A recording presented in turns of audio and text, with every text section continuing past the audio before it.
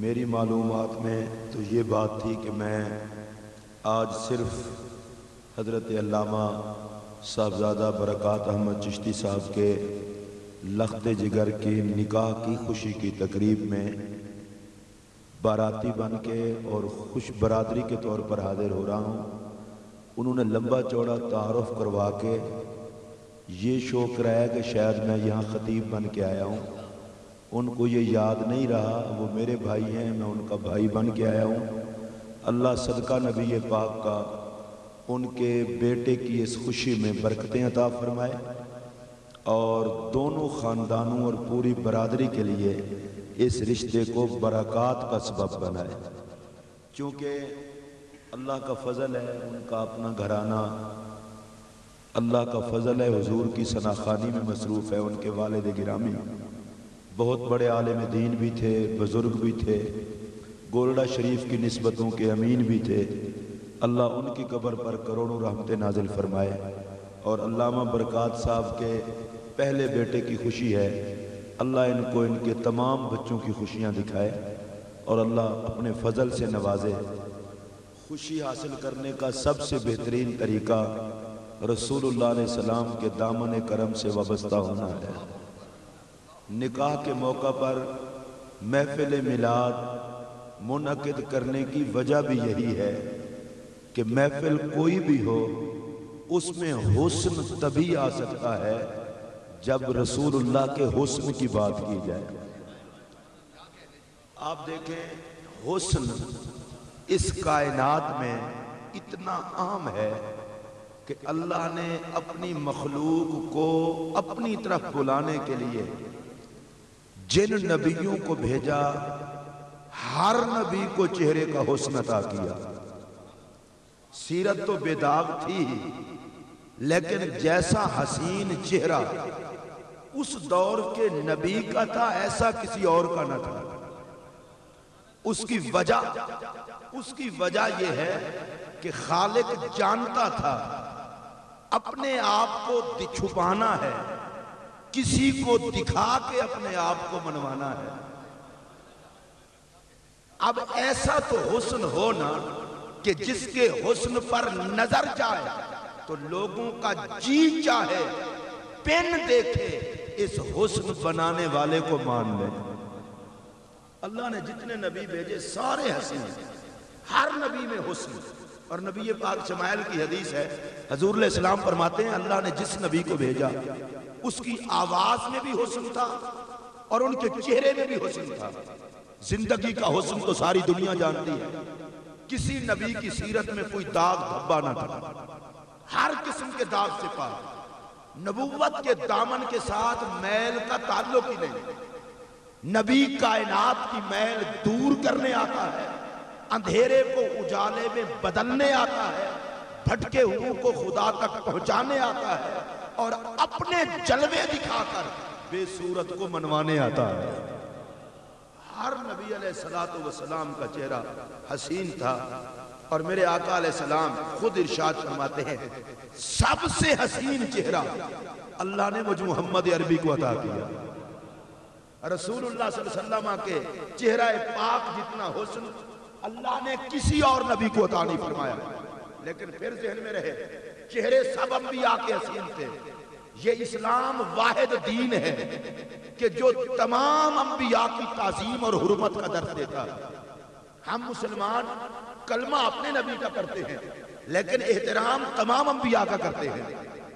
سارے نبی حسین تھے، صورت میں بھی سیرت میں بھی، لیکن جیسے ہی صورت اللہ نے رسول اللہ علیہ السلام کو عطا فرمائی، ایسی صورت کسی اور کے حصے میں نہ آئی۔ شاید اس میں حکمت یہ تھی، فرمایا محبوب باقی نبیوں کو حسن عطا کیا ہے ان کی نبوت منوانے کے لیے، اور تجھے حسین بنایا ہے اپنا آپ دکھانے کے لیے۔ تجھے حسین بنایا ہے اپنا آپ دکھانے کے لیے۔ یہی وجہ ہے کہ پچھلے انبیاء کے دور میں تو مثال ملتی ہے کہ امتیوں نے نبی کو کہا ہو ہمیں خدا دکھائیں، لیکن میرے رسول کے دور میں یہ مثال نہیں ملتی۔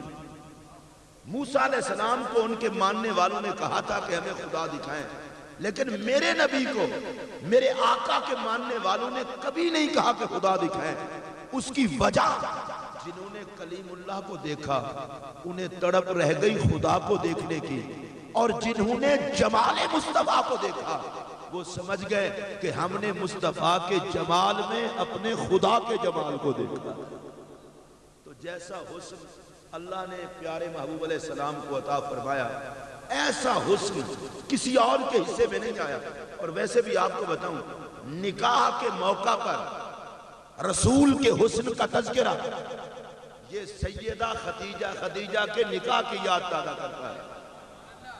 جب سیدہ خدیجہ الکبریٰ سلام اللہ علیہا کا عقد ہوا میرے آقا سے، تو اس سے پہلے اصول یہ ہوتا تھا کہ بیٹی والے بیٹی کی تعریف کرتے اور بیٹے والے بیٹے کی تعریف کرتے۔ وہ کہتے میری بیٹی کا جواب نہیں، وہ کہتے میرے بیٹے کا جواب نہیں، اور پھر جا کے نکاح ہوتا تھا۔ یہ نکاح تھا۔ جناب ابو طالب نے رسول اللہ کے نکاح کا خطبہ پڑھا، سیدہ خدیجہ الکبریٰ کے نکاح کا خطبہ، میرے رسول کے نکاح کا خطیب ابو طالب مصطفیٰ کی عظمتوں کو بیان کیا، مصطفیٰ کی شان کو بیان کیا۔ میں یہ تو نہیں کہتا اور کچھ نہیں کہنا چاہتا، ابھی اعلان نبوت نہیں کیا میرے آقا نے، 25 سال کی میرے آقا کی پاک عمر ہے، اور ابو طالب نے جو خطبہ پڑھا برقہ بن نوفل کو کہنا پڑا، ابو طالب جو محاسن تو نے محمد کے بیان کیے ہیں، اس کے بعد اب کسی اور چیز کی ضرورت نہیں رہ جاتی۔ اب میں اس پر کوئی اور تبصرہ نہیں کرنا چاہتا، لیکن اتنا ضرور کہنا چاہتا ہوں، جس ابو طالب کی نگاہ میں 25 سال والا محمد اتنا حسین تھا، جب اس نے اعلان نبوت کیا ہوگا تو وہ محمد کتنا حسین ہوگا۔ اور یہاں سیدہ خدیجہ الکبریٰ رضی اللہ تعالیٰ عنہ کے حوالے سے بھی ایک بات عرض کرتا چلوں، جس دور میں طہارت نام کی شے کوئی نہیں تھی، اس دور میں خدیجہ الکبریٰ طاہرہ مشہور تھی۔ یہ بھی ذہن میں رہے یہ بات، جس دور میں طہارت نام کی شے کوئی نہیں تھی، عرب کے دور جاہلیت میں سیدہ خدیجہ کو طاہرہ کہا جاتا ہے۔ طاہرہ کا معنی پاک بیوی، پاک بیوی، کہتے ہیں سبحان اللہ۔ ویسے میں آپ کو بتاؤں، اگر آپ محسوس نہ کریں تو آپ میرے بھی مہمان ہی ہیں، میں برکات صاحب کا بھائی ہوں۔ دیکھیں، نکاح کی بھی خوشی، میلاد کی بھی خوشی، دو خوشیاں اکٹھے ہو جائیں بندہ پھر بھی چہرہ اداس لے کے بیٹھا ہو، تو میں تو کچھ نہیں کہوں گا، لوگ سمجھیں گے پتہ نہیں تکلیف کس بات کی ہے۔ ہمیں تو دونوں خوشیاں ہیں، سب سے بڑی خوشی میلاد کی ہے، اور میلاد کے صدقے میں نکاح کی خوشی ہے۔ تو پھر سیدہ خدیجہ پاک کا ذکر ہے اور بندہ خوش نہ ہو۔ اب میں ایک بات آپ کو اور بتاؤں، سیدہ خدیجہ الکبریٰ رضی اللہ تعالیٰ عنہ، بڑی عجیب قربانی ہے سیدہ خدیجہ کی۔ سیدنا صدیق اکبر رضی اللہ تعالیٰ عنہ نے سرکار پر سارا مال قربان کیا، لیکن اعلان نبوت کے بعد جب سرکار نے اعلان نبوت کیا، صدیق اکبر کو پتا تھا نبی سے وفا کروں گا جزا ملے گی، وفا نہیں کروں گا تو جزا نہیں ملے گی۔ جزا سزا صدیق اکبر کے سامنے تھی، لیکن علامہ برکات چشتی صاحب، جب میرے نبی پر خدیجہ الکبریٰ نے مال خرچ کیا، جزا سزا کا تو تصور ہی نہیں تھا۔ وہ تو ابھی 25 سال کی عمر ہے، نہ جزا کا چکر نہ سزا کا چکر۔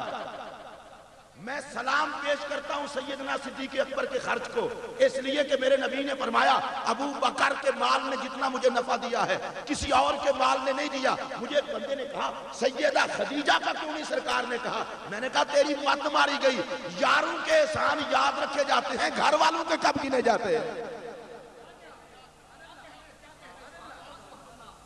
بندہ احسان یاد رکھتا ہے یاروں کے، گھر والوں کا کس بات کا احسان؟ گھر جو اپنا ہوا۔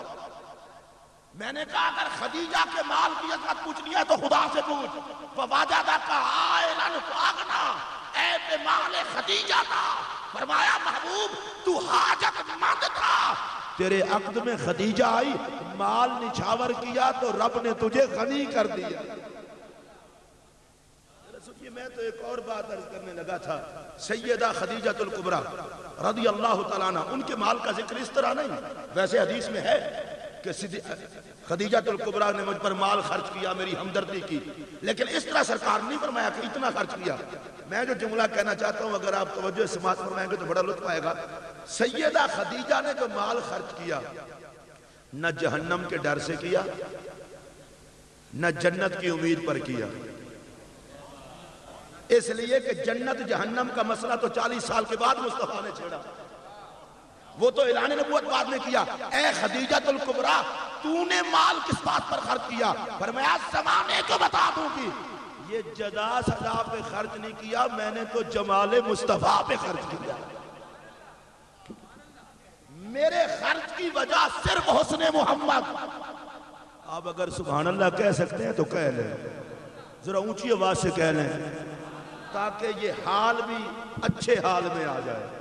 مصطفیٰ کریم کے ذکر کا صدقہ ذرا اور محبت سے کہہ دیں. آپ کو سبحان اللہ نہیں آتی؟ میں آپ کو بتاؤں سبحان اللہ کہیے ذرا. ماشاءاللہ پھر کہہ لیں سبحان اللہ. کچھ 40 سال ہو گیا میں نے بھی سبحان اللہ کہتے ہیں، زبان جستی نہیں. تسی کہہ لو اچھی کچھ نہیں ہوتا سبحان اللہ. ذرا اور محبت نہ. کیونکہ آپ نے یہ کہا ہے نا کہ حضرت مولا علی کی شان میں کچھ عرض کریں. جس آل کی آپ تعظیم کر رہے ہیں میں اس آل کی نانی کا ذکر کر رہا ہوں. محسنہ اسلام.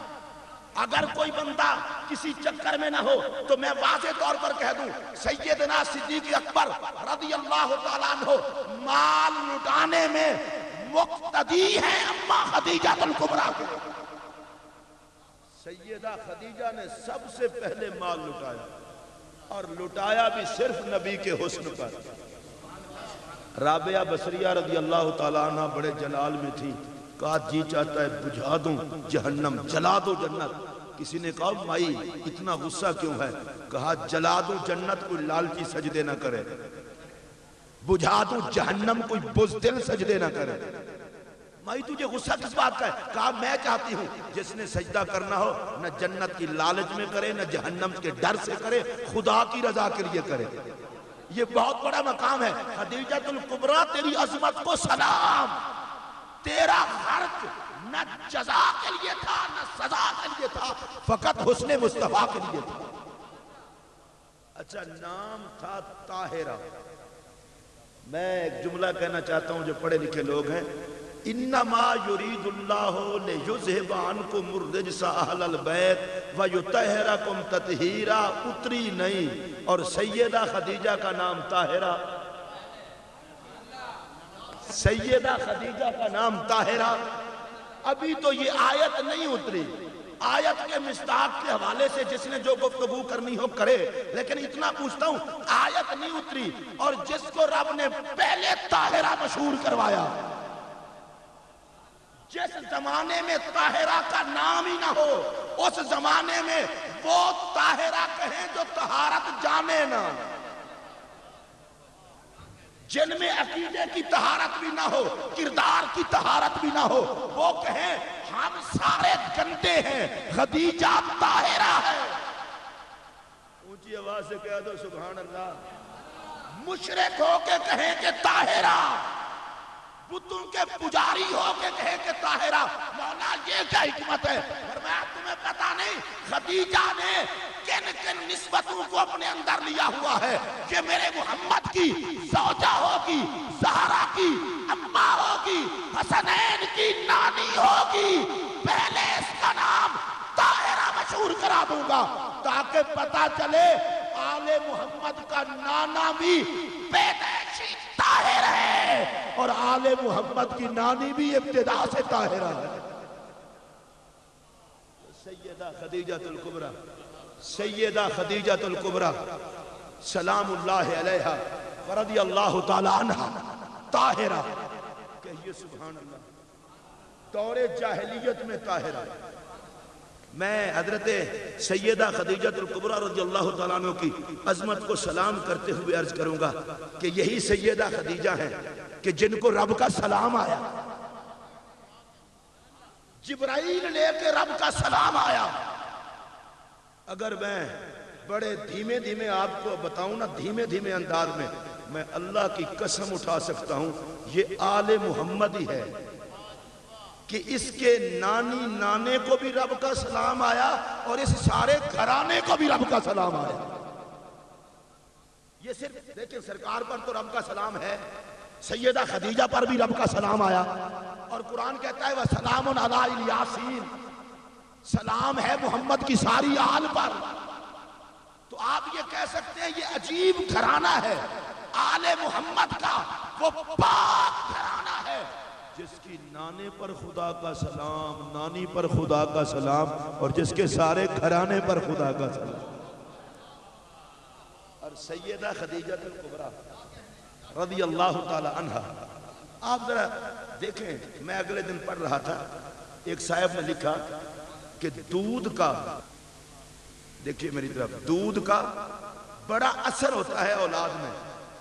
جیسی ماں کے دودھ کی تاثیر ہوگی نا ویسا ہی اولاد میں اثر دیکھنے کو ملے گا. اور خون کا بڑا اثر ہوتا ہے بندے کی تربیت میں. ایمان سے بتاؤ کیا کہنا اس زہرا کا, خون مصطفیٰ والا ہو, دودھ خدیجہ الکبریٰ والا ہو. سبحان اللہ, محبت سے کہہ لیں ہو کچھ نہیں چلا بھئی. دودھ سیدہ خدیجہ الکبریٰ کا اور ماں ہے طاہرہ, خون محمد عربی کا, اور میرا نبی طاہر بھی ہے مطہر بھی ہے. اب دیکھیے دودھ ہے خدیجہ الکبریٰ کا, خون ہے مصطفیٰ کا. سیدہ عائشہ صدیقہ رضی اللہ تعالی عنہ بنت صدیق اکبر رضی اللہ تعالیٰ عنہ کا آپ فرماتی ہیں ما رأیت احدا افضل من فاطمہ غیر ابیہا, کہتی ہیں زمانے والوں میں نے کبھی نہ مصطفیٰ جیسا دیکھا ہے اور نہ زہرا جیسا دیکھا ہے. اونچی آواز سے کہہ دیں سبحان اللہ. مصطفیٰ کے بعد زہرا جیسا کوئی نہیں. یہ فیصلہ ہے سیدہ عائشہ صدیقہ کا. وہ کہتی ہیں میں نے زہرا کو بھی دیکھا ہے, مصطفیٰ کو بھی دیکھا ہے, مصطفیٰ جیسا بھی کوئی نہیں, زہرا جیسا بھی کوئی نہیں. چلو میں رک کے ایک بات آپ کو اور بتاؤں, بڑی محبت کی بات. صحابہ کرام میرے آقا کو تھوڑی دیر کے لیے نہ تکتے تو بے چین ہو جاتے ہیں. ایک دن ایک صحابی بیٹھے ہیں, سرکار کے چہرہ پاک کو دیکھ رہے ہیں اور بڑی اداس شکل ہے. سرکار نے فرمایا خیریت ہے تو اداس ہے؟ عرض کی آقا سوچ رہا تھا آپ کا صدقہ جنت تو مل جائے گی, لیکن اس جنت کو کیا کروں گا جس میں آپ نہیں ہوں گے. یہ جو جنت کے لالچی ہیں ان کو کیا پتا حسن محمد کا, ان کو صبح و شام ایک فکر ہے جنت کیوں ملے گی, جنت کیوں ملے گی. اے اللہ کے بندے نبی کو راضی کر, انشاءاللہ جنت بھی ملے گی, جنت میں نبی کے حسن کے جلوے بھی ملیں گے. اب سرکار کی بارگاہ میں کہتے ہیں حضور اس جنت میں مزہ کیسے آئے گا. اگر آج کل کوئی بندہ کہہ دیتا بڑے آرام سے کہہ دیتے بریلوی ہے تب ایسی باتیں کرتا ہے. وہ بریلوی تو نہیں تھا, وہ تو نبی کی کلاس کا ایک سٹوڈنٹ تھا. اس لیے بریلوی شریلویوں پر تو اعتراض ہو ہی نہیں سکتا, وہ تو سرکار کے پڑے ہوئے تھے. انہوں نے کہا جنت میں مزہ نہیں جو نبی کے دیدار میں مزہ ہے. اب جو میں جملہ کہنے لگا ہوں, میرا نبی ہے رحمت للعالمین, صحابہ کے مزاج کو بھی جانتا ہے کہ میں اگر وصال کر گیا اور یہ تو میرے دیکھے بغیر چین نہیں آتا ان کو. انہوں نے مجھ پر مال لٹایا, قربانیاں دی ہیں, سب کچھ کیا ہے. اب میں اچانک اللہ کا حکم مان کے چلا جاؤں گنبد خضرا میں, قبر انور میں, تو صدیق کا کیا بنے گا, عمر کا کیا بنے گا, عثمان کا کیا بنے گا, میرے وفاداروں کا کیا بنے گا, اور وہ جو میری نکرانیاں ہیں جو سب کچھ مجھ پر قربان کرتی ہیں ان کا کیا بنے گا. میرے نبی نے بندوبست کیا. فرمایا گھبرانا نہ تمہیں بے آسرا چھوڑوں گا نہ خواتین کو چھوڑوں گا. آقا بندوبست کیا ہوگا؟ فرمایا مردوں کو حسنین دے جاؤں گا, مردوں کو حسنین دے جاؤں گا, عورتوں کو زہرا دے جاؤں گا.